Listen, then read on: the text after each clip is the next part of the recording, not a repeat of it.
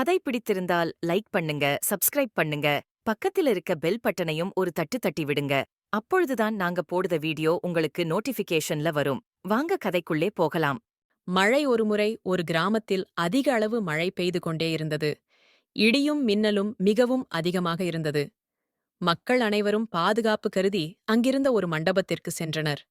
அனைவரும் அங்கிருந்ததால் தீயவர்கள் இருந்தால்தான் இடி இந்த மண்டபத்தில் விழும். தீயவர்களை வெளியேற்றிவிட்டால் மற்ற அனைவரும் தப்பித்துக் கொள்ளலாம் என்று கூறினார்கள். அதன்படி ஒவ்வொருத்தராக சென்று தூரத்தில் உள்ள மரத்தை சென்று தொட்டுவிட்டு வரவேண்டும். தீயவன் செல்லும் பொழுது இடி அவன் மேல் விழுந்துவிடும் என்றனர். அனைவரும் ஒத்துக்கொண்டனர்.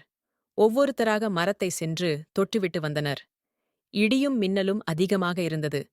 கடைசியில் ஒருத்தர் மட்டுமே மரத்தை தொட்டுவிட்டு வர பாக்கியிருந்தது.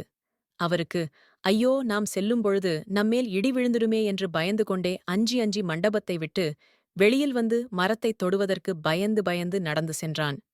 அவன் நினைத்தபடியே நடந்தது. நடந்து மரத்தை தொடும்பொழுது இடி விழுந்தது அந்த மண்டபத்தில். அனைவரும் அங்கேயே மடிந்தனர்.